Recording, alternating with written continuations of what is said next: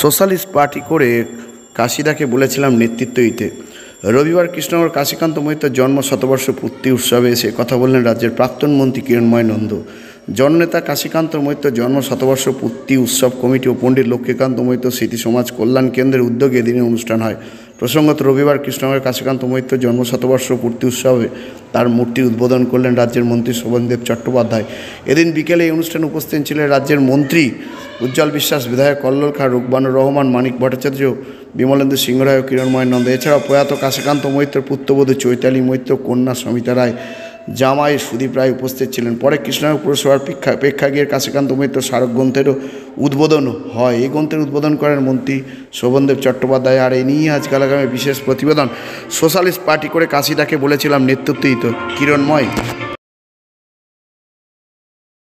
অল্প সংখ্যক সদস্য হওয়া সত্ত্বেও সে সময় সরকার পক্ষে জ্যোতি বসুর মতো নেতা, বিনয় চৌধুরীর মতো নেতা এবং কৃষ্ণপদ ঘোষের মতো নেতা, যতীন চক্রবর্তী, এখন আমার মনে পড়ে সরকার পক্ষে এত সমস্ত বিরোধী দল যারা সরকার পক্ষের নেতা, এত পশ্চিমবাংলার সারা ভারতবর্ষ জুড়ে যাদের নাম, তারা কিভাবে নাজিয়া হয়ে যেতেন কাশিদার বক্তব্য বা কাশিদার প্রধান বক্তব্য অথবা সরকার পক্ষ বিভিন্ন বিষয়ে সরকারকে যেভাবে প্রতি পদে পদে সরকারকে তিনি নাজিয়া করে তুলতেন। 1971 সালে কাশিদা দপ্তর পেলেন, তার মধ্যে মৎস্য দপ্তর অন্যতম ছিল। পরবর্তীকালে যখন আমি 1982 সালে আমাদের জনতা পার্টি ভাগ হয়ে গেল, আমরা তখন খুব অসহায়ের মতো অবস্থায় পড়লাম যে আমরা কি করব। আমরা যারা সোশ্যালিস্ট পার্টি থেকে জনতা পার্টির মধ্যে গিয়েছিলাম, তার মধ্যে কয়েকজন সদস্য আমরা ঠিক করলাম আমরা পশ্চিমবাংলায় আমরা সোশ্যালিস্ট পার্টির নামে একটা পার্টি তৈরি করব এবং আমরা ওয়েস্ট বেঙ্গল সোশ্যালিস্ট পার্টি তৈরি করলাম। কাশিদাকে বললাম, কাশিদা, আমরা তো সোশ্যালিস্ট পার্টি তৈরি করেছি, আমরা তো সোশ্যালিস্ট ছিলাম, আমরা চাই আপনি আমাদের নেতৃত্ব দিন।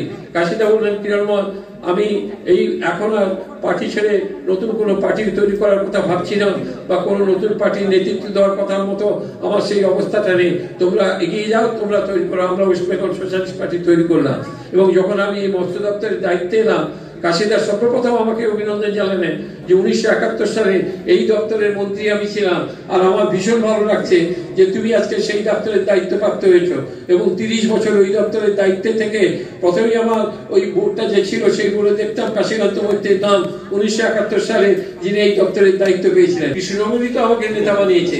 যদি কৃষ্ণনগর বিধানসভার মানুষ আমাকে ভোটটা দিত, আমি তো কাশীকান্ত মৈত্র বিধানসভায় আসতে পারতাম না, আমি তো মন্ত্রিসভায় স্থান পেতাম না, আমি তো বিরোধী দলের নেতাও হতে পারতাম না।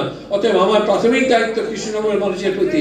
এই যে তার অনুভব, এই যে কৃষ্ণনগরের প্রতি তার ভালোবাসা, এই যে কৃষ্ণনগরের মানুষকে তিনি কখনো বলেননি, আর কৃষ্ণনগর মানুষ কাশীকান্ত মৈত্রকে কখনো ভুলতে পারবে না। সেই জন্য কাশীকান্ত মৈত্রের জন্ম শতবর্ষ পালনে আজকে যারা উদ্যোগ গ্রহণ করেছেন তাদের সবাইকে